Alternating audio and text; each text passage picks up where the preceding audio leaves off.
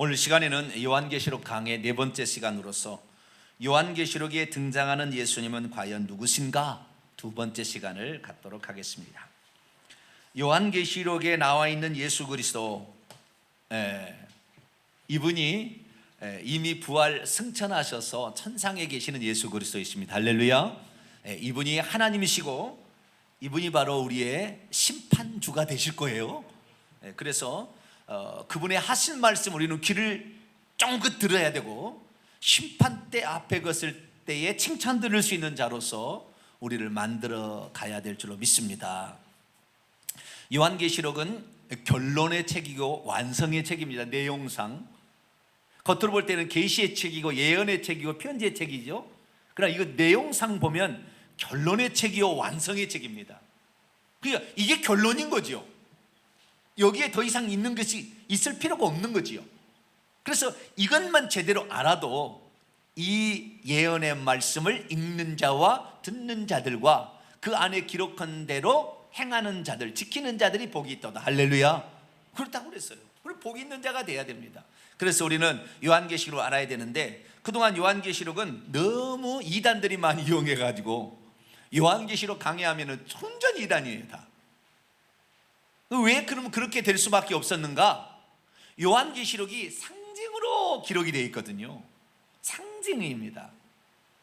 그래서 이 상징을 어떻게 해석하느냐에 따라서 이렇게 얼토당토 않지 않은 해석으로 가는 거예요. 그러면 이 상징을 해석하려면 신앙의 근본적인 뿌리들과 그 내용의 핵심을 정확히 알고서 성경을 해석해야 되는데, 그동안은 모르는 거지요. 하나님이 한 분이냐 세 분이냐 이거 잘 몰라요.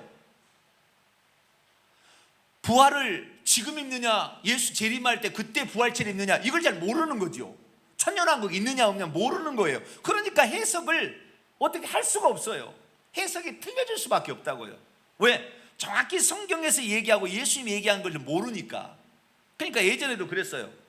베리집이 666인가? 그러면은 그럴 수도 있겠지, 아니면 뭐 아니더라도 뭐 그럴 수 있겠지, 이런 식으로 간 거죠. 베리집이 666인가요? 대답이 없으시네. 베리집이 666이 아니에요? 말도 안 되는 이야기죠. 근데 이런 얘기를 하면 저한테 뭐라고 합니다. 리플로. 목사님은 영적인 것 같은데 베리집에 있어서만큼은 영 아니라고. 좀 더 그래도 좋게 말하는 사람은요, 좀 더 공부하시라고 저한테 그렇게 충고를 합니다. 근데 어떤 사람은 그 교회 다니는 사람은 멍텅구리라고 이렇게 선언해요.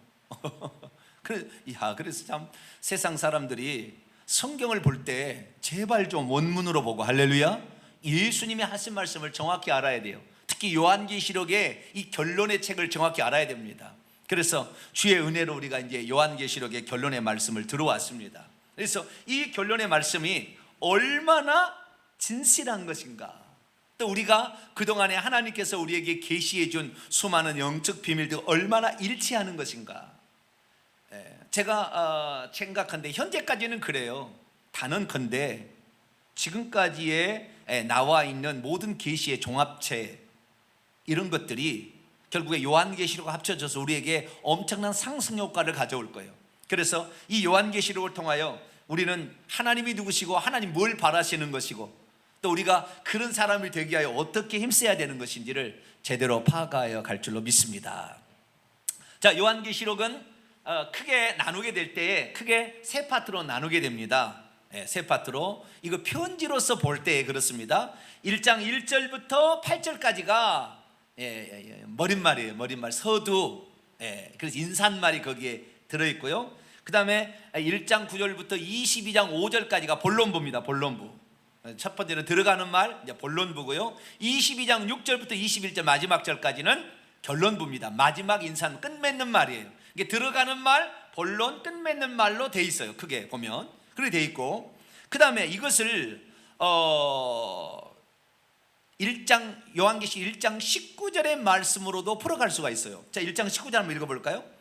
시작. 그러므로 내가 본 것과 지금 있는 일과 장차될 일을 기록하라. 내가 본 것은 1장이에요. 1장 1절부터 20절까지고요. 지금 있는 일, 2장 3장의 내용인데, 소아시아 7교회에게 보낸 편지의 내용이죠. 그 다음에 장차될 일 4장부터 22장까지 이렇게 해서 이렇게 구분을 할 수도 있습니다. 특별히 요한계시록이 특별한 것은 뭐냐면, 요한계시록이 특별한 게 뭐냐면 세 번의 시작이 있다는 거예요. 세 번의 시작. 자, 요한계시록 1장 1절부터 3절까지가 첫 번째 시작이에요. 첫 번째 시작. 이게 무슨 책이다, 복 있다 이렇게 하고요. 그 다음 1장 4절부터 8절까지도 또 한 번 소개가 있죠. 성부와 성자와 성령으로 소개하는 부분이 있잖아요. 그렇죠? 그분으로 말미암아 은혜와 평강이 너희에게 있을지어다, 영광과 능력이 세 세트로 있을지어다 라는 그 이야기가 거기 나오는 거예요. 그래서 두 번의 시작인데 9절부터 20절까지 또 한 번 또 시작이에요. 그 주인공이신 예수님이 누군지를 또 얘기하심으로 또 시작하고 있어요. 그래서 요한계시록은 세 번의 시작이다 이렇게 얘기하는 사람도 있어요. 일리가 있다라는 생각이 듭니다. 그런데 편지로 봤을 때는 1장 1절부터 9절까지가 편지에 들어가는 말, 인사말, 누구에게 편지를 쓰는데 너희에게 은혜와 평강, 그 다음에 영광과 능력이 있을지어다. 이게 지금 1장 1절부터 8절까지 얘기했습니다. 이제 1장 9절부터 이제 본론에 들어가게 되는데 세 번째 시작이죠. 이 세 번째 시작은 예수님이 누구신, 이 계시를 주신 1장 1절 예수 그리스도의 계시인데 예수 그리스도가 어떤 분이신지를 말해주고 있는 것입니다. 특별히 요한계시 1장은 엄청난 분량으로 예수님을 소개하고 있어요. 지난 시간에 우리가 배웠어요. 1장 5절 보면은 예수님에 대한 소개, 예수님이 누구신가 1장 5절에 나와 있고 1장 5절 하반절부터 6절까지는 예수님이 무슨 일을 하셨는가 라고 얘기하는데 이것은 어떤 것이라고 했죠? 인간으로서의 예수님이 누구시고 무슨 일을 하셨는가, 인간으로서. 그 얘기지 하나님은 아니라고 그랬습니다. 오늘 1장 9절부터 20절까지는 하나님으로서의 그리스도가 누군지를 다시 한번 말하는 거예요. 아시겠죠? 앞에도 얘기를 했긴 했는데 그것은 인간으로서 이 땅에 오셔서 어떤 일을 하시고 어떤 결과를 얻으신 그 인간으로서의 예수님이 누군지를 소개를 해놨다고 한다면 1장 9절부터 20절에 나와 있는 그 예수님은 천상에 계시는 하나님이신 예수 그리스도를 다시 소개하고 있는 거예요. 그래서 1장 4절에서 5절까지 나와 있는 성부, 성자, 성령은 삼일체 하나님을 얘기하는 게 아니라고 제가 누누이 얘기했습니다. 다시 한번 잠깐 봅니다. 요한계시 1장 4절입니다. 요한은 아시아에 있는 7 교회에게 편지하노니 첫째, 이제도 계시고 전에도 계시고 장차 오실 이, 이게 하나님에 대한 소개라고 했습니다. 이것이 성부만이 얘기하는 게 아니고 이것이 하나님에 대한 완전한 소개. 이것이 좀 부족하니까 1장 8절에 더 확대해서 얘기했다겠죠. 주 하나님이 이르시되 나는 알파와 오메가요, 이제도 있고 전에도 있고 장차 올 자요, 전능한 자라. 이 하나님에 대한 완전한 소개, 이것이 이제도 계시고 전에도 계셨고 장차 오실 이에 대한 설명이었고, 두 번째는 그의 보좌 앞에 있는 7 영, 하나님이 사역하시는 방식입니다. 어떻게 방식인다고요? 그의 보좌 앞에 7 영이 있는데 이것은 온 땅에 보내심을 받은 하나님의 7 영이고, 그 다음에 이것은 예수 그리스도 어린 양의 7 눈이라 이렇게 얘기를 했다는 거죠. 이것이 이제 4장 6절에 그렇게 뭡니까? 4장 몇 절이죠? 4장 5절에 그렇게 나오죠. 보좌로부터 번개 음성과 우레소리가 나고 보좌 앞에 켠 7 등불이 있으니 이는 하나님의 7 영이라. 5장 6절에 보니까 내가 보니 또 보좌와 네 생물과 장돌 사이에 한 어린 양이 서 있는데 일찍 죽임을 당한 것 같더라. 그에게 7 뿔과 7 눈이 있으니 이 눈들은 온 땅에 보내심을 받은 하나님의 7 영이라. 자, 하나님께서는 보좌에 앉아 계세요? 보좌에 늘 내려오세요? 항상 앉아 계세요. 하나님은 보좌에 앉아 계시니에요. 어떤 분이라고요? 보좌에 앉아 계신 하나님. 그 보좌에 왜 앉아 계시겠어요? 전권으로 이 땅과 온 우주 만물을 통치하시는 자리입니다. 할렐루야. 왕자는 옛날부터 통치하는 자리예요. 그래서 하나님은 거기에 내려온 적이 없어요. 그러나 하나님께서 거기에서 내려와서 사람이 되신 분이 누구예요? 예수 그리스도. 그러나 하나님은 전능자이기 때문에 동시 존재가 가능한다 이 말이에요. 무소부재가 가능하기 때문에 아들로서 이 땅에 오셔서 사역을 하신 거예요. 그 다음에 당신의 영을 보내서도 일을 하세요. 할렐루야. 그분이 영이 바로 뭐예요? 성령이에요. 성령. 그래서 이 성령은 하나님의 영이요 예수 그리스도의 눈, 예수 그리스도 자신입니다. 그래서 그분이 온 땅을 불꽃 같은 눈으로 감찰하고 있다라는 사실을 말씀드렸고요. 그 다음에 예수님이 누구신가? 인성으로서 예수 그리스도. 5절입니다. 충성된 증인이시다. 죽은 자들 가운데 먼저 나신 장자, 첫 열매다. 그 다음에 땅의 왕들의 통치자가 되신다. 이것이 바로 인간으로서 이 땅에 오신 분. 이 인간으로서 예수님이니까 충성이 필요하지. 하나님이 뭐 하나님께 충성할 필요가 뭐가 있어요? 인간으로 사람으로 오셨기 때문에. 예수님도 하나님의 말씀에 그대로 신실하게 지켜가는 그런 사람이었고, 그 다음에 속죄제물로 이 땅에 오셔서 죽으셨고, 그 다음에 죽은 자들 가운데 먼저 첫 열매, 부활의 첫 열매가 되셨고, 그래서 이제는 땅에 임금, 천국에 들어가시면 천국에는 땅이 있다고 그랬어요? 없다고 그랬어요? 네? 천국에 땅이 있어요? 없어요? 땅도 있고. 산은 있어요? 없어요? 산도 있어요. 강은 있어요? 없어요? 강도 있어요. 바다 있어요? 없어요? 바다도 있어요. 생명, 강, 유리, 바다. 그 다음에 높은 산으로 데리고 올라서 하고, 그 다음에 땅에서 왕노하는 것 다 있어요. 할렐루야. 천국 가면은 나비 없을까 있을까요? 나비. 새는 있을까요 없을까요? 악어는 있을까요 없을까요? 호랑이는 있을까요 없을까요? 다 있습니다. 요한계시록에 안 나왔으니까 다 있다는 말은 그냥 참고만 하세요. 천국 가면 가보면 알아요. 어떻게 짐작하냐면 히브리서 11장에 보면은요, 이 세상의 모든 만물은 나타난 것으로 말미암아 된 것이 아니라 하나님으로부터 있는 것이 보여진 것이라고 얘기하고 있거든요. 그러니까 다 이 땅에 있는 것은 하나님에 있는 것의 모형이라고 할까? 거기를 보고 본받아서 만든 약한 것들이에요. 진짜는 천국에 있는 거예요. 천국에 다 있습니다.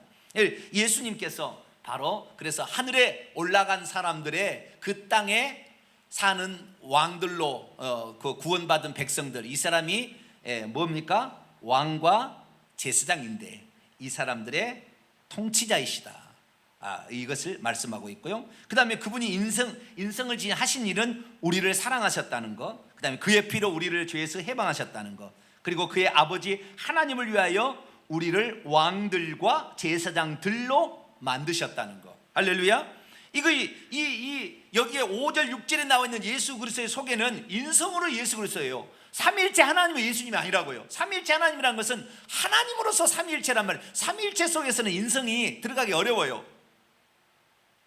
하나님으로서 얘기하는 거죠. 그렇죠? 똑같은 거니까. 그러니까 삼위일체식으로 해석하면 안 돼요. 왜? 그의 아버지 하나님을 위하여, 자기가 하나님인데 무슨 또 그의 아버지 하나님을 위하여 뭐 이렇게 만들었다는 말이 안 되는 거예요. 그래서 이것은 하나님께서 통치하는 것이 그의 영을 보내서 통치하시고 모든 것을 아시고, 뿐만 아니라 그분이 우리의 인간을 구원하기 위해서 사람이 되어 일하셨다는 것을 증언하고 있는 거예요. 할렐루야. 이분이 누구예요? 이제도 계시고 전에도 계시고 장차 오실 이 그분이라는 거예요. 그분이 한 분 하나님이라는 겁니다. 그 한 분 하나님, 그 한 분 하나님인데, 그 한 분 하나님이 이 땅에 육신을 입고 이 땅에 예수님으로 탄생하셨어요. 그럼 보좌에는 하나님이 계시 안 계셔요?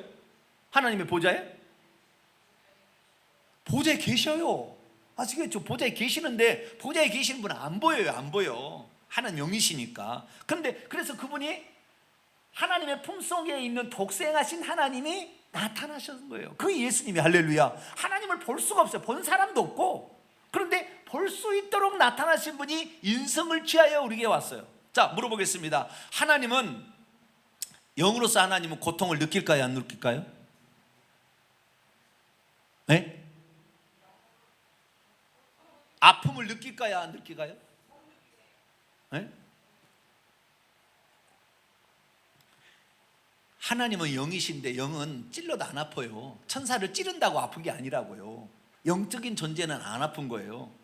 우리가 영적인 존재지만 천국에 들어갈 때 영으로만 가는 게 아니에요. 영혼이 가는 게 아니에요. 부활체를 입고 가는 겁니다. 할렐루야. 부활의 몸을 입고 가는 거예요. 그러니까 천국에 가서도 기쁘고 행복하고, 지옥에 가면 아프고 고통받는 거예요. 아시겠죠? 사람만 영적인 몸이 있는 거예요. 아시겠죠? 천국 가도 이 땅에도 육신의 몸이 있지만 천국에도 부활의 몸을 입고 가는 거란 말입니다. 그런데 하나님은 몸이 있어요? 없어요? 없어요. 천사도 몸이 있어요? 없어요. 그러니까 그들 피곤합니까? 안 피곤합니까? 아이고 천사가 아이고 힘들어요. 하나님 그만 일 시키세요. 그런 천사가 없어요. 피곤하지 않아요. 천사는. 하나님도 피곤하지도 않고요. 졸지도 않으세요. 그분은 아시겠죠? 영이신, 그분은 특히 무소부지하신 영이시니까. 그러니까요, 구약 시대에 아직 사람이 되시지 않았으니까 구약은 하나님의 뜻대로 안 살면 어떻게 해요? 바로 심판해버리는 거예요. 다 죽여버리는 거예요. 그리고 구약 시대는 다 죽여버린 겁니다. 근데 하나님께서 사람이 되어 오셨어요. 육신을 입고 오셔가지고 인생을 체험해 보니까, 야, 이 인생이, 인간이라는 게 이렇게 힘들구나 라는 사실을 아셨어요. 예수님으로 경험을 해보니까. 그러니까요, 심판을 미루는 거예요. 그다음부터는. 그래가지고 예수님이 가신 뒤 곧 오실 줄 알았다니까. 다 곧 오실 줄 알았어요. 그런데 주님께서는 한 사람이라도 더 구원받게 하려고 그걸 미루고 있는 거예요. 하나님이 예수님이 되셔서 사람이 되셨기 때문에 우리의 약함과 우리의 부족함과 우리의 아픔과 고통을 다 아세요. 그렇기 때문에 이 고통을 겪어가면서, 이 고난과 환난을 겪어가면서 믿음을 지키려는 한 사람을 최고로 여겨주는 거예요. 왜? 너희들은 인생이라는 특별한 거 있었는데 그 고난 중에서도 나를 부인하지 아니하고 그 믿음을 지키라는 너희가 가상하도다, 이런 거예요. 우리가요, 그 예수 그리스도가 하나님이 예수님이 되셨다는 걸 너무 감사해야 돼요. 만약에 하나님이 예수님이 안 되는 구약시대다, 어떻게 해요? 가차없이 쓸어버리는 거예요. 블레셋 족속 없애버리고 그냥 아말렉 족속 없애버리고 씨를 말려버리라고 그러고 다 그러잖아요. 가나안 족속 다 7족속 다 없애버리라고 그러잖아요. 죄 지었으니까. 죄 안 지을 때는 죄 지을 때까지 기다린 겁니다. 아브라함과 이삭과 야곱에게 가나안 땅을 약속했지만 바로 못 들은 게 뭐예요? 죄악이 아직 관영치 하지 않았기 때문에 그 죄를 관영하니까 쓸어버리는 거예요. 구약시대 만약에 우리가 태어났다면 하나님은 사람이 되신 적이 없기 때문에 우리는 가차없이 그냥 막 떨어져 나갔을 거예요. 근데 예수님이 오신 다음에 태어난 세대이기 때문에 우리는 많은 긍휼이 있어요. 그런데 이 긍휼을 있는데 긍휼을 무시하잖아요. 사람들이 기다려주는 걸 몰라, 참아주는 걸 모르는 거죠. 그리고는 방자히 행하는 겁니다. 인간들이 교만하게 행하는 것이죠. 그러니까 그 심판은요, 구약의 심판하고는요 제비가 안 됩니다. 마지막 심판은, 주님의 심판은 빛난 주석 같은 발로 으깨버린다고 그랬어요. 다 이렇게 아작내버린다고 그랬어요. 하나님 그걸 몰라요. 그래서 지금 우리에게 잘못했어도 회개할 기회를 주시고 인내하시고 이렇게 하시는 걸 잘 모르는 거예요. 우리가 예수 그리스도로 오신 그분 때문에 우리가 많은 긍휼을 받고 있습니다. 할렐루야. 그걸 아셔야 돼요. 그래서 하나님 예수님으로 오셔서 감사합니다. 항상 그래야 돼요. 한번 해봅시다. 하나님 예수님으로 오셔서 감사합니다. 그걸 우리가 항상 그래야 돼요. 이 마음이 우리에 있어야 되는 거예요. 네. 인성으로서 예수님인데 신성으로서 예수님이 1장 4절 5절 6절에는 안 나오는 거예요. 아시겠죠? 그러면 신성으로서 이제 사람의 죽었다가 다시 살아났으므로 예수님께서도 부활의 몸의 첫 열매라고 그랬잖아요. 안 그래요? 그렇죠. 여러분, 예수님도 부활의 몸을 입은 거예요. 하나님은 몸이 없는데 예수님으로 말미암아 하나님도 부활의 몸을 입었어요. 부활의 첫 열매니까. 그렇죠. 근데 그분은 원래 무소부지하신 분이잖아요. 거기에다가 다시 부활의 몸을 입으셨어요. 부활의 몸을 입으셨어요. 그래서 그 몸을 입으신 그 예수님께서 몸을 비록 입으셨지만 그분은 전능자이기 때문에 이제 그분에게 흔적을 가지고 있죠. 그분한테 가면은 지금도 그분은 몸을 그대로 갖고 갔습니다. 천국에. 우리는 몸은 이 땅에 흙으로 만든 데 다 없애버리고 부활의 몸으로 새로운 피조물을 만들기 때문에 내가 교통사고로 다리가 하나 잘라졌어도 천국에 다리 아직 잘라진 대로 가지는 않아요. 아름다운 모습으로 가는데 예수님은 그걸 그대로 갖고 간 거예요. 그래서 간증이라는 거예요. 일찍 죽임을 당한 어린 양. 왜? 영원토록 내가 너희를 위해서 사람이 되었고 이 몸을 내가 갖고 있다는 것을 잊지 마라. 자, 예수님의 지금 눈물에서 피눈물이 날까요, 안 날까요? 하나님의 눈에서는 피눈물이 날까요, 안 날까요? 하나님의 눈에서는 피눈물은 안 납니다. 예수님의 눈에서는 뭐가 나요? 피눈물이 나는 거예요. 왜? 저들이 내가 한 일을 모르고 저 죄악을 무릅쓰고 저렇게 하다가 지옥의 형벌을 받을까? 주님이 생각할 때. 그래서 우리는 하나님이 그 아들로 말미암아 우리에게 그 사랑을 베푸는 걸 잊지 말아야 돼요. 그분이 우리를 위해서 이렇게 하셨으니까. 근데 하나님하고 예수님이 분리가 안 되잖아요. 하나님이시니까. 그래서 이 하나님이 이렇게 우리를 사랑하셨구나. 우리를 사랑하셔서 사람의 몸을 입고 이 땅에 오셨구나. 주님 감사합니다. 항상 이런 모습으로 살게 되길 바랍니다. 자, 자, 이제는 1장 9절부터입니다. 신성으로 다시 복귀하신, 사람의 몸을 또 몸같이 사람인 것 같지만 그러나 신성을 완전히 이제 획득하신. 잠깐 들어가기 전에, 자, 예수님이 인성을 취할 때는 배가 고팠어요, 안 고팠어요? 배가 고팠어요. 피곤했어요, 안 피곤했어요? 너무 피곤해가지고 배 타고 갈 때는 막 고물에서 주무셨거든요. 풍랑이 일어나서 대자 뒤집지도 모르고 막 주무셨잖아요, 예수님이. 그렇죠? 예수님 화장실 갔어요, 안 갔어요? 치질의 아픔을 알까요, 모를까요?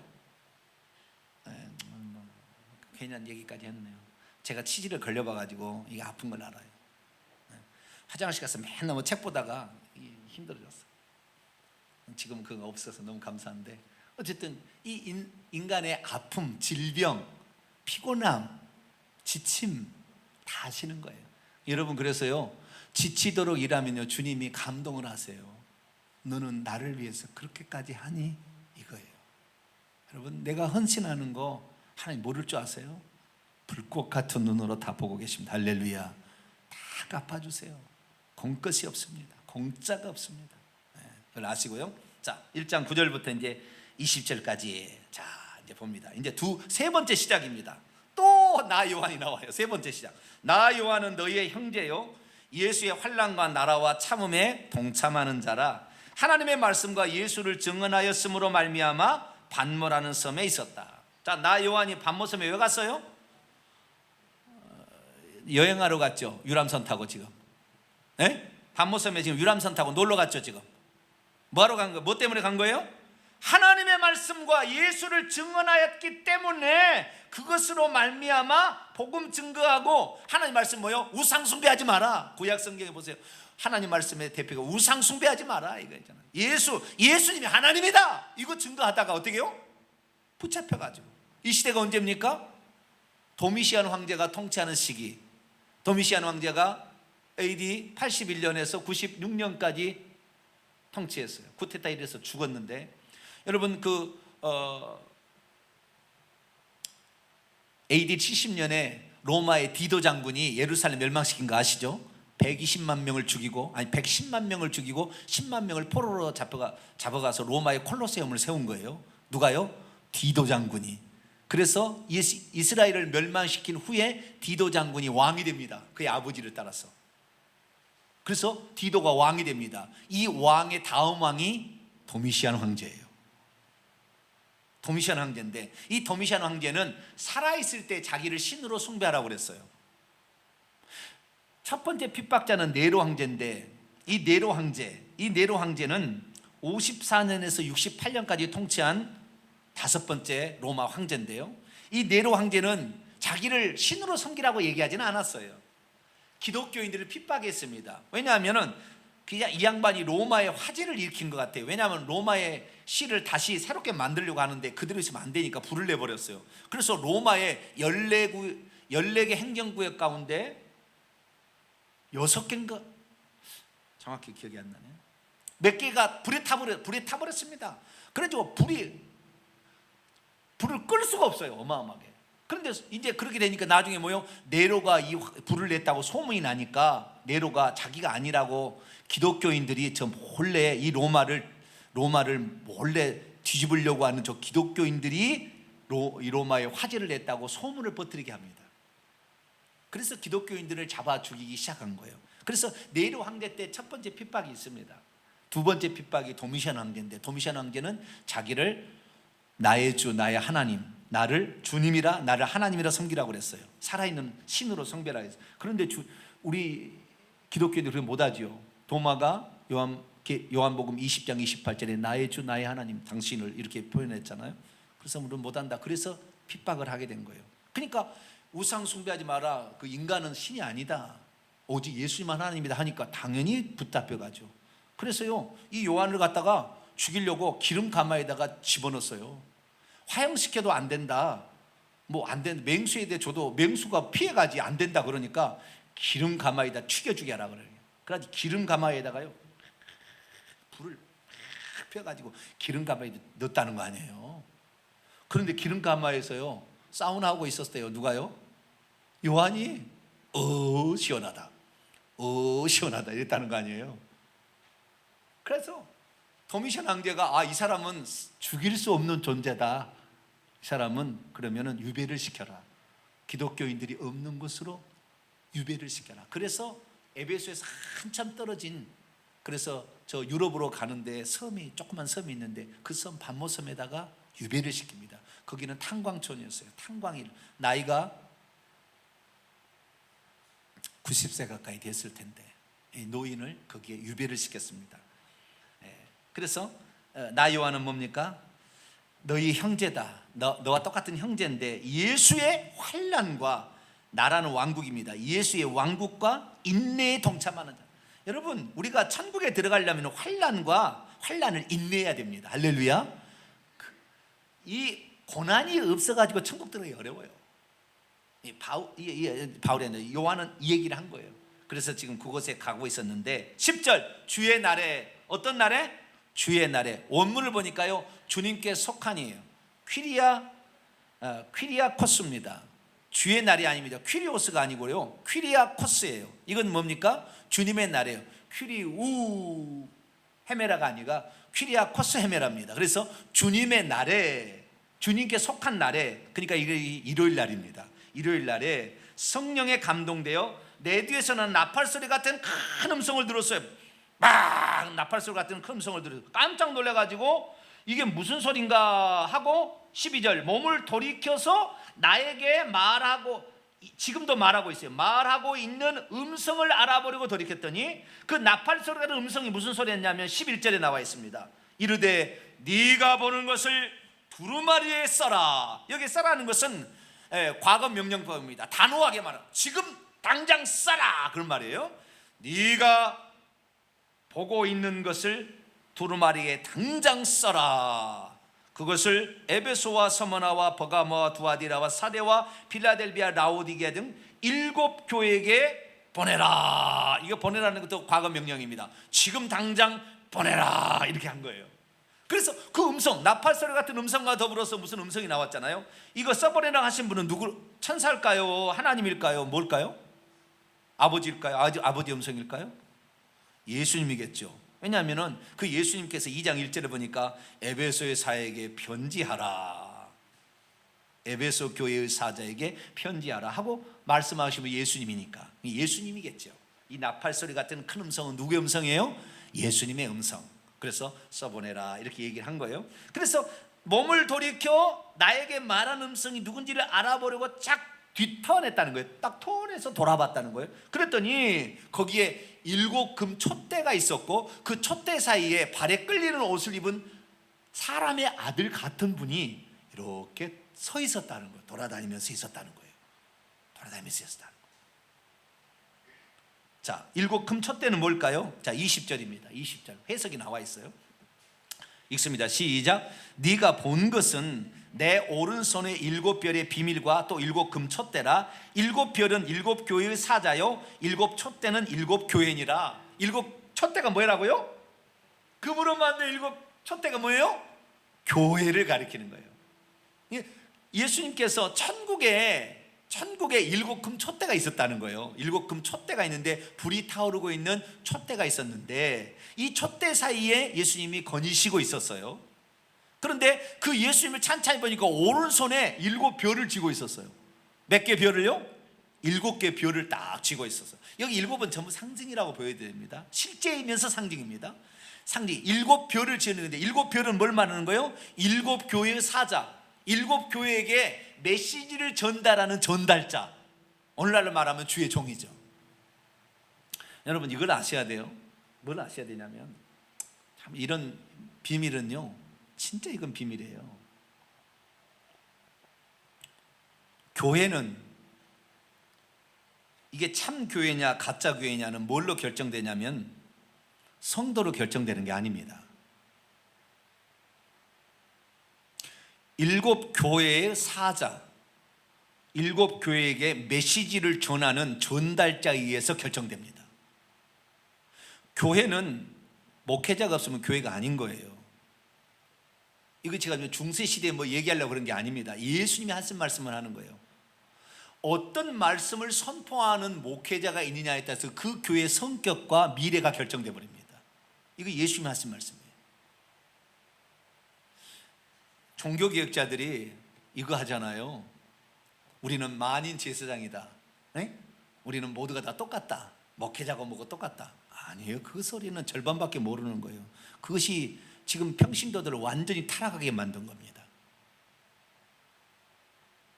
왕 같은 제사장이라 그 말은, 제사장이 뭐예요?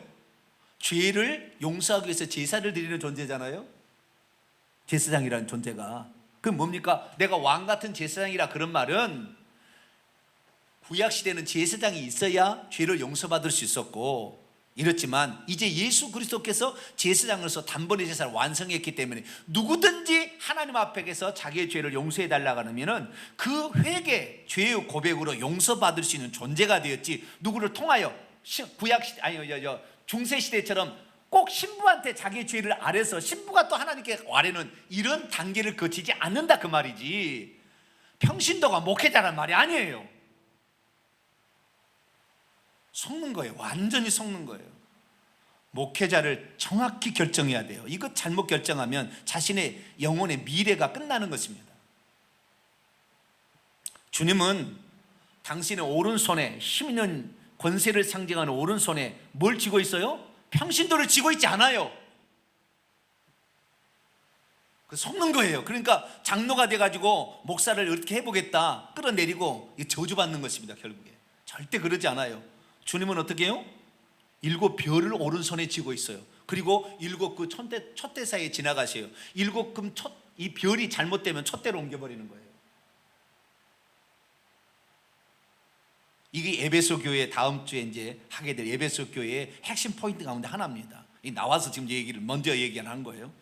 그래서 교회는 곧 목회자에 결정된다라는 것을 항상 명심하셔야 돼요. 여러분께서는 여러분요 죽을 때까지 내가 섬기는 주의 종은 하나님의 말씀을 순결하게 순수하게 전달하는 전달자가 되게 하시고, 결코 교만하거나 타락하지 않게 하여 주시고, 물질과 명예와 여자에게 넘어가지 않도록 지켜달라고 순간순간마다 죽을 때까지 기도하시게 되길 축원합니다. 아주 중요한 일입니다. 이 얘기는 보통 목사들이 하는 얘기 아니에요. 못합니다 이거. 요즘에 그래서요 D12 하면서 평시 리더를 만든다 그러는데 절대 그거 아닙니다. 기름 부은 종하고요 그거하고 천양지 차이 다르는 거예요. 그걸 아셔야 돼요. 저를 자랑하려고 그런 게 아닙니다. 주님의 말씀이니까 제가 하는 거예요. 주의 말씀 그대로 저는 선포하는 겁니다. 그래서 이 7 금 촛대, 주님의 관심은 어디에 있다? 교회에 관심이 있는데 누구를 붙잡고 있다? 7 별을 붙잡고 있다. 7 별을. 7 별은 7 교회의 메시지 전달자다 이 말이에요. 우리의 영혼이 내가 베리집이 666이 아닌지 어떻게 알아요? 주의 종 때문에 아는 거예요. 초대배, 장례배가 우상숭배, 현대판 우상숭배를 어떻게 알아요? 주의 종을 통해 아는 거예요. 예수님의 한 분이라고 어떻게 알아요? 주의 종을 통해 알지 어떻게 아느냐 이 말이에요. 성경 읽은다고 해서 이것이 깨달아진 게 아니라고요. 과거에는 성경을 안 봤습니까? 어떤 사람은 성경을 쓰기도 합니다. 성경 쓴다고 깨달아져요? 그게 아닌 거예요. 그래서 하나님은 시대 가운데 참 진실한 종을 세워서 일하십니다. 할렐루야. 7 별을 쥐고 있어요. 누가요? 예수님이. 16절 봅니다. 시작. 그의 오른손에 7 별이 있고, 원문은 그의 오른손 안에 7 별을 가지고 있고입니다. 7 별을 가지고 있고, 이게 바로 예수님이 7 별을 가지고 있어요. 자, 그래 7 금 촛대와 7 별의 비밀에 대해서 먼저 제가 얘기를 했습니다. 이제 그 다음 13절부터 이제 18절까지는 예수님이 누구신가, 그의 모습과 그분의 존재가 무엇인지에 관한 이야기예요. 모습은 13절에서 16절까지 그분의 모습을 표현하고 있어요. 그의 발, 눈, 그의 손, 그의 입, 그의 눈 다 이렇게 표현하고 있고요. 그 다음에 17, 18절은 그의 존재가 누군가, 신성을 지니신 예수 그리스도가 누군지에 대한 이야기는 17절, 18절에 얘기하고 있습니다. 자, 그러면 예수님의 모습, 천국에서 계시는 예수의 모습, 이분은 보좌에 앉아 계실 때는 볼 수 없어요. 그러나 보좌에 내려오시면 이 모습으로 있는 거예요. 아시겠죠? 어떤 모습으로 있었을까요? 13, 14, 15, 16 읽습니다. 시작. 촛대 사이에 인자 같은 이가 발에 끌리는 옷을 입고 가슴에 금띠를 띠고 그의 머리에 털의 희기가 흰 양털 같고 눈 같으며 그의 눈은 불꽃 같고 그의 발은 풀무에 단련한 빛난 주석 같고 그의 음성은 많은 물소리와 같으며 그의 오른손에 7 별이 있고 그의 입에서 좌우에 날선 금이 나오고 그 얼굴은 해가 힘있게 비치는 것 같더라. 그의 얼굴에 해가 힘있게 비치는 것 같다. 어디서 본 표현 아닌가요? 그의 얼굴에 해가 쫙 비치는 것 같다. 어디서 본 거 아니잖아요. 자, 마태복음 17장. 예수님이 지상에 있을 때 잠깐 하나님이심을 드러낸 적이 있었어요.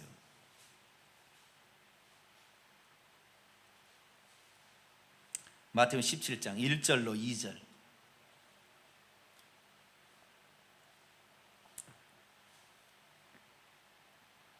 3절까지. 마태복음 17장 1절에 3절 읽습니다. 시작. 엿새 후에 예수께서 베드로와 야고보와 그 형제 요한을 데리시고 따로 높은 산에 올라가셨더니 그들 앞에서 변형되사 그의 얼굴이 뭐라고요? 해같이 빛나고 그의 옷이 빛과 같이 하얗게 휘어졌더라. 그때 모세와 엘리야가 예수와 더불어 말하는 그게 보여요.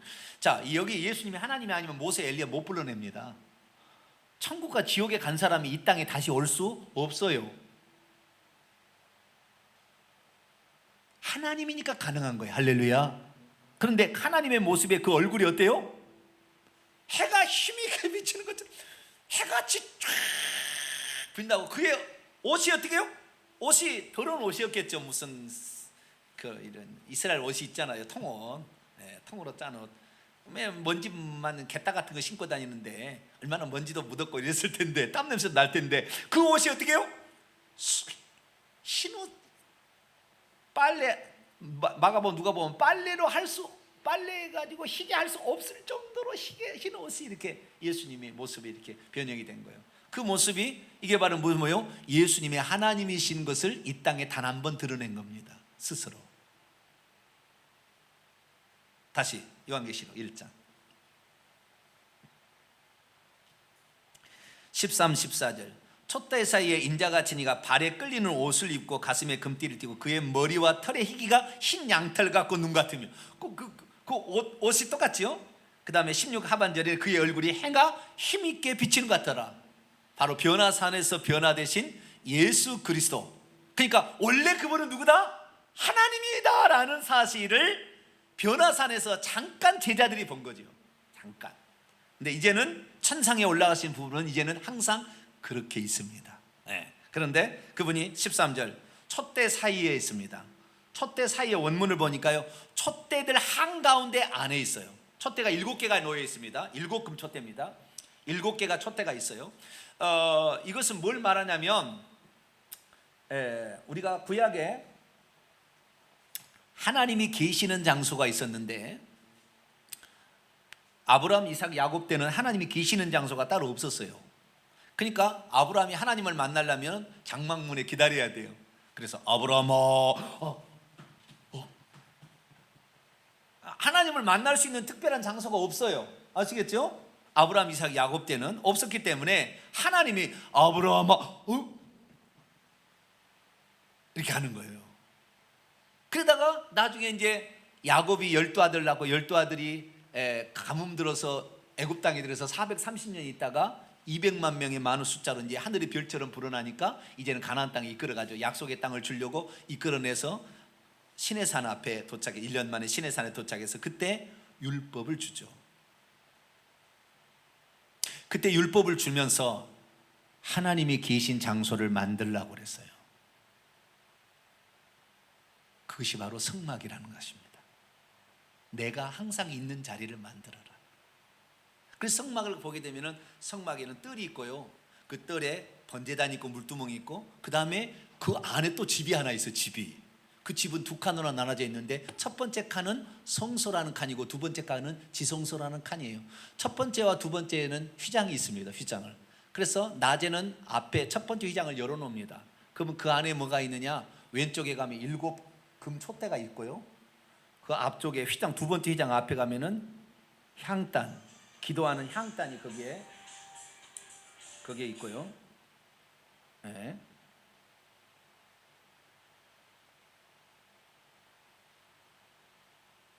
향단이 있고요. 그 다음에 더 오른쪽으로 돌아서 가게 되면 떡상이 있습니다. 그래서 이것이 바로 성소라는 데고요. 둘째 휘장은 1년에 한 번 대시장만 들어가는 자리인데 그 안에 법궤가 있습니다. 법궤가. 그래서 이 집이 하나 안에가 집이 있는 거예요. 이 여러 겹으로 되어 있는 집이 그 안에 있습니다. 그런데 이 일곱 금 촛대가 이 성막에 있는 거예요. 그러니까 예수님께서 발에 끌리는 옷을 입고 일곱 금 촛대 사이에 서 있다는 뭐 하는 거예요? 지금 제사장으로서 성막의 성소에서 봉사하고 있다 그 말이에요. 아시겠죠? 네? 예수님이 하나님이신데도 불구하고 지금 뭐 하고 있는 거예요? 원래는 지성소에 계셔서 경배를 받으셔야 할 분이 예수님이 천국에 들어가서도 아직도 뭐예요? 성소에서 봉사하는 자로 이게 나오고 있는 거예요. 그럼 뭐 하느냐? 일곱 금 촛대가 뭐라 말하는 거예요? 그게 성령의 불. 아까 일곱 금 촛대에는 일곱 영이라고 그랬잖아요. 예? 성령으로 교회를 돌보고 있는 거예요. 지금 성령으로 교회를 돌보고 있는 것이고, 떡상에 분향단이 있잖아요. 그 분향단에서 예수님께서 지금도 이 세상 사람을 위해서 중보 기도하고 있는 거예요. 떡상에 떡을 진설하듯이 매 안식일마다 주의 종을 통하여 메시지를 공급하고 있는 거라니까요. 그러니까 원래는 지성소에서 경배를 받으셔야 되는데 아직도 인생이 천국에 다 들어오기 전까지는 이 성소에서 하시는 제사장의 사역을 감당하고 있는 거예요. 그러니까 이 일곱 금 촛대 사이에 서 있고 돌아다니시는 예수님을 보았다는 것은 아직도 이 지상에 첫 번째 다 이루었다, 십자가 다 이루었다, 요한복음 19장 31절에 나와 있고, 요한복음 21장에 가면 다 이루었다 한 번 더 나오면 21장 6절 다시 나오는데, 이때는 새하늘과 새 땅이 되면 두 번째 다 이루기 전까지는 아직도 천상에서 하시는 예수님이 있다는 거예요. 그분이 우리의 중보자로서 성령을 우리에게 공급해주고 있고, 할렐루야, 우리를 위해서 중보 기도해주고 있고 우리에게 하늘의 말씀을 지금도 공급해주고 있는 줄 믿으시길 축원합니다. 그분이라는 거예요. 그래서 촛대 사이에 인자 같은 이가 발에 끌리는 옷을 입고 있다. 제사장으로서 지금 사역하고 있다는 거예요. 근데 가슴에 금띠를 띄었다. 그분은 뭔가 위대한 존재. 이게 관직이 있을 때 여기에 띠를 하잖아요. 그렇기 때문에 이 왕적인 존재로서 지금 사역하고 있다는 것을 말해주고 있는 것입니다. 그런데 이분이 어떻게 보였어요? 사람의 아들, 인자라는 것은 사람의 아들입니다. 사람의 아들 같으니, 같다라는 말은 어떤 뭐냐면 호모이오스예요. 호모이오스가 뭐냐면 호모라는 거 있고 호모이오스가 있어요. 호모라는 것은 똑같다는 거예요. 그런데 호모이오스라는 것은 닮았다, 비슷하다 이거예요. 그러니까 천상의 것은 분명히 사람처럼 생겼는데 사람의 아들처럼 보이기는 보는데 사람의 아들이 아닌 거예요. 그러니까 과거에 인생을 지니셨던, 죽음을 통과하신 예수 그리스도를 가리키는 거죠. 그래서 사람과 닮은, 사람의 아들과 닮은 분이 한 분이 거기에 있더라는 거예요. 근데 그분이 발에 끌리는 옷을 입고 그 옷은 그 옷은 아주 희었겠죠. 그 다음에 가슴에 금띠를 띠고 있었고요. 그의 머리와 털의 희가 흰 양털 같고 눈 같다. 이것은 다니엘서에 나오는 하나님의 모습을 그대로 끌어옵니다. 자, 다니엘서 7장을 봅니다.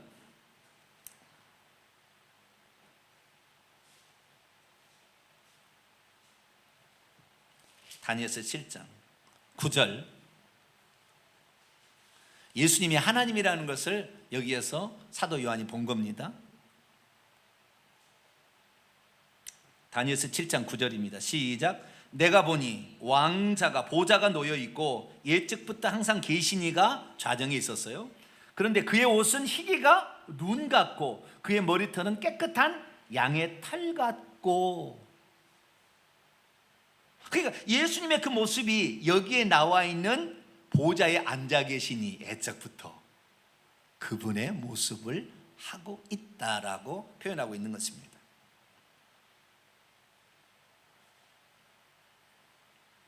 자, 다시 봅니다. 이 14절 이제 14절부터 나오는데요. 그 다음부터 참 재미있습니다. 뭐가 재밌냐면 예수님의 모습을 표현하는 것과 17, 18절 예수님의 천상에서 신성이 예수 그리스도가 누군지를 소개하는데, 그 소개는 나중에 다음 주부터 배울 에베소, 스무나, 버가모, 두아디라, 사데, 빌라델비아, 라오디기아의 예수님이 누군지 소개하는 장면하고 똑같은 말이 나와요.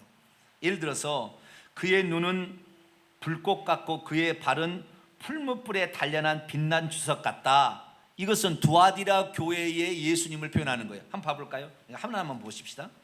2장 18절 예수님이 누군지를 표현하는 거예요. 읽습니다. 시작.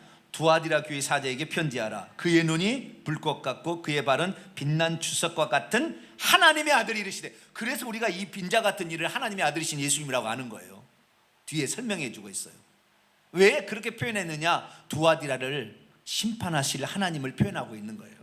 자, 그의 눈은 불꽃 같다는 것은 다 살피신다는 것이고요. 그러니까 예지력으로 모든 걸 다 아신다 그런 말이고, 그의 발은 풀무불에 단련한 아주 일릭을 용광로에 단련시킨 빛난 주석 같다. 주석은 금과 구리를 섞어 놓은 겁니다. 엄청 무겁습니다. 그래서 으깨버린다는 거예요. 그러니까 이 예수님이, 천상의 예수님이 심판주의 일을 하실 거라는 거죠. 여기 보니까 나중에 그때가 되기 전에 회개하셔야 됩니다. 할렐루야. 그때 심판주로 나타날 때, 주님 재림 때 그 심판주가 있는데 그때 늦어요. 그 다음에 그의 오른손에는 7별이 있고, 그의 오른손에 7별이 있고는 에베소 교회를 하는 얘기인데요. 그 다음에 사대교회 하는 얘기예요. 사대교회하고 에베소 교회는 그의 오른손에 7별이 있다고 얘기해요. 그러니까 에베소 교회와 사대교회는 주의 종의 역할을 엄청 중요하게 여긴 교회였다는 거예요. 나중에 보겠습니다. 왜 그럴 수밖에 없었니? 사대교회가 그 다음에 에베소 교회는 나중에 볼 거예요. 그의 오른손에 무엇이 있어요? 7별이 있다. 주님은 누구를 붙잡고 있어요? 주의 종을 붙잡고 있다. 성도를 붙잡고 있는 게 아니라고요. 이 성도들은 그 주의 종을 따라서 하나님께서 그 교회에 주신 사명을 이루게 될 때 가장 멋진 사역자인 거예요. 그래서 바울에게 브리스길라, 아굴라, 실라, 의사, 누가, 디모데 이런 사람이 붙어서 평생 섬긴 거예요.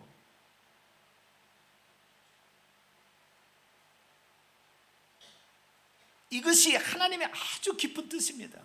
이걸 모르면 평생 이 교회 저 교회, 이 교회 저 교회 다니면서 이 목사 저 목사 이렇게 섬기고 다녀요. 그거 아니에요. 참 진리의 말씀을 선포하는 그의 종이 있으면 그 교회가 섬기면 되는 겁니다. 할렐루야. 참 진실된 종, 주님의 붙잡고 있는 종이어야 돼요. 그 종을 붙들어야 됩니다.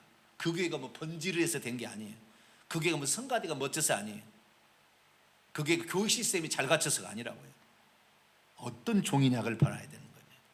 이게 되는 거예요. 그 다음에 그의 입에서는 좌우에 날선 검이 나오고, 버가모 교회 한 얘기입니다. 날선 검이 나와서 다 쳐버리는 거예요. 왜? 잘못된 버가모 교회, 뭡니까? 발람의 교훈을 지키고 말이죠. 니골라당의 교훈을 지킨 거 나중에 다 설명할게요. 가만두지 않는 거예요. 칼로 다 베버리겠다는 것입니다. 그러니까 우리가 지금부터 말씀으로 잘못된 거, 혼합 이런 것을 다 칼로 베어내버리시고 진리만을, 거짓 말고 진리만을 따르기를 축원합니다. 이 검은 하나님 말씀이에요. 하나님 말씀으로 정확히 아닌 것은, 세상 것은 분리시켜야 된다. 교회가 세상 모임과 똑같으면 안 돼요. 그의 얼굴은 해가 힘있게 비치는 것 같더라. 그러니 하나님을 배운 거 아닙니까? 그러니까 17절에 내가 볼 때 그 발 아래 엎드러질 수밖에 없어. 쓰러졌다 이 말이에요. 원문은 쓰러졌어요. 죽은 자같이 되었어요. 벌벌 떨고 있었겠죠. 그러나 그분은 위로자였어요. 그의 오른손을 내게 얹고 말합니다. 이렇다, 이렇게 말하고 있어요. 저도요, 제가요 예수 믿고 한 달쯤 됐는데요, 그 주님을 만났어요. 천국에 제가 갔는데 주님께서 제게 오른손으로 얹고, 저는 발에 끌리는 옷, 하얀 옷을 입고 발밖에 못 봤어요. 예수를 못 보겠더라고요. 제가 처음에 예수님 만날 때 예수님이 예수를 못 보겠더라고요. 발에 흰 옷을 입었어요. 그리고 발까지 치렁치렁한 옷을 입고 신발을 신었는데 그 신발이 개따 같은 신발이에요. 그 이스라엘 신발을 신고 있었더라고요. 근데 그분이 제가 무릎을 꿇고 올라갔는데 저에게 머리다 안수를 했어요. 오른손으로 얹고 뭐라고 했는데, 제가 그때는 그것이 내가 뭐 알았나, 예수님 내가 제대로 알았나요? 잘 몰랐지. 그러니까 무슨 말을 저에게 했는지 몰랐어요. 큰 사명을 줬던 것 같아요. 내가 그때를 기억했더라면 참 좋았을 것을. 근데 이제야 비로소 조금씩 내가 알아가요. 아, 주님이 그때 뭐라고 나에게 부탁했겠구나, 너를 이렇게 쓰겠다고 얘기했겠구나, 감이 와요. 왜요? 제가 수많은 사람들, 영적인 사람들을 만나보는데 그 사람들이 저에게 딱 보면 하는 얘기가 있어요. 나에게 하는 얘기가 있어요. 저를 위해서 기도하면 예언이 나오는 게 있다고요. 그래서 이게 하나님께서 그 당신의 선택에서 사도 바울을 쓰셨듯이 쓰려는 무슨 계획이 있다는 걸 저도 알아요. 여러분, 그래서요, 지금 교회가 뭐 적다고 여러분 절대 실망하지 마세요. 할렐루야. 바르게 가고 있고 예수 그리스도가 하나님이시고 그분 위에 구원자 없다, 그분만을 높이는 그런 주의 종이 된다면 잘 따라가시길 바랍니다. 그분이 말합니다. 두려워하지 말라. 저한테도 그렇게 얘기했을 것 같아요. 두려워하지 말아라. 그리고 말합니다. 당신이 누구니? 나는 처음이요 마지막이요. 이건 알파 오메가라는 말이잖아요. 21장 6절, 22장 13절에 알파 오메가, 처음과 나중, 시작과 마침, 이런 똑같은 얘기잖아요. 그렇게 얘기를 하셨어요. 이분이 바로 하나님 선언입니다. 구약에도 하나님 선언을 누구라고 했어요? 나는 알파와 오메가다, 이렇게 해서, 아니 시작과 마지막이다, 이렇게 했다는 거예요. 그렇기 때문에 이사야 말씀에 44장, 46장, 48장에 나오는 얘기인데요, 이게 하나님 자기 선언입니다. 하나님 자기 선언. 이제도 계시고 전에도 장차 오실지는 사도 요한이 설명하는 것이고, 하나님 누군지를, 내가 누구다라고, 나는 무엇이다라고 하는 거, 이 말밖에 없어요. 나는 누구다, 이건 하나님이라는 겁니다. 살아있는 자라, 지금도 살아있는 자고요, 내가 전에 죽은 적이 있다, 볼지어다 이제 세세토록 내가 살아있을 것인데 사망과 음부의 열쇠를 가졌다. 세세토록 살아있는데 사망과 음부의 열쇠를 가지신 이는 빌라델비아 교회입니다. 빌라델비아 교회. 나중에 이 사망과 음부의 열쇠를 가졌다는 것은 그분으로 말미암아 죽기도 하고 살기도 하고 천국도 들어가기도 하고 지옥도 들어가기도 한다는 거예요. 할렐루야. 그분이 이 땅에 오셔서 죽고 부활하심으로 이제는 하늘과 땅의 모든 권세를 내게 주셨다 했잖아요. 그래서 이분이 사망과 음부의 열쇠, 지옥에 들어갈 결정권을 그분이 가지고 있는 거예요. 그래서 우리는 예수 그리스도 이외에 다른 걸 추구하면 안 돼요. 마리아 따라가면 안 돼요. 마리아를 은총의 중재자라고 믿으면 안 돼요. 장길자를 믿어서는 안 되는 겁니다. 이만희를 믿어서는 안 되는 거예요. 오직 예수 그리스도, 할렐루야. 그분만이 우리를 천국과 지옥에 보낼 수 있는 결정권자예요. 그분만을 믿어야 될 줄로 믿습니다. 그래서 이렇게 얘기하고 있는 것입니다. 그래서 그분이 이제 부탁하는 거죠. 19절 뭐라고요? 네가 본 것, 1장의 얘기고요, 이제 있는 일, 2장 3장에 있는 일이고, 그 다음에 장차 될 일, 4장부터 22장까지 내용을 기록해서 보내라, 이렇게 했다는 것입니다. 정리합니다. 요한계시 1장은 세 번의 시작인데, 세 번째 시작은 신성의 예수 그리스도가 누군지를 소개하고 있어요. 그분이 편지를 보내라고 하고 있다고 얘기한다는 거예요. 7교회에게. 그분의 모습을 보니까 하나님의 모습과 똑같았어요. 그리고 그분이 말씀하시는 자기 선언을 보니까 구약의 하나님 선언이었어요. 그래서 우리는 이 예수 그리스도를 하나님으로 믿는 겁니다. 할렐루야. 이 하나님으로 믿는 것 때문에 초대교회는 핍박을 받았어요. 유대인들에게 핍박을 받고 로마 황제로부터 핍박을 받았어요. 지금 예수님을 하나님이라고 믿으니까 핍박하는 거예요. 저를 핍박하는 사람이 있어요. 예수님은 하나님의 아들이라고 하면 핍박 안 해요. 핍박 안 해요. 예수님이 하나님의 아들이라고 하면, 메시아라고는 핍박 안 해요. 하나님을 하니까 핍박하더라고요. 똑같구나. 우리는 이제 성경에 기록된 예수님만을 그대로 믿어서 사망과 음부의 열쇠를 지니신 그분이 우리를 끌어주어서 우리는 천국 열쇠를 가지고, 나중에 이 사망과 음부의 열쇠를 빌라델비아 가면 다윗의 열쇠라고 열쇠를 한 가지 더 얘기합니다. 이건 천국에 들어가는 열쇠예요. 그래서 사망과 음부의 열쇠, 다윗의 열쇠를 지니신 그분만을 꽉 붙잡아서 천국에 꼭 들어가는 저와 여러분 되시기를 간절히 바랍니다. 거룩하신 하나님, 감사합니다. 천상에 계신 예수 그리스도가 누군지를 오늘 이렇게 듣게 하시고 배우게 하시니 감사합니다. 우리 주 예수님을 잘 몰랐을 때는 하나님의 아들 정도로 알 때도 있었습니다. 그러나 그게 아니라 이분이 하나님이라는 사실을 정확히 알고 이 예수님만을 끝까지 붙들고 갈 수 있도록 도와주옵소서. 우리 주 예수 그리스도의 이름으로 기도하옵나이다. 아멘. 자, 명령과 선포를 해보도록 하겠습니다.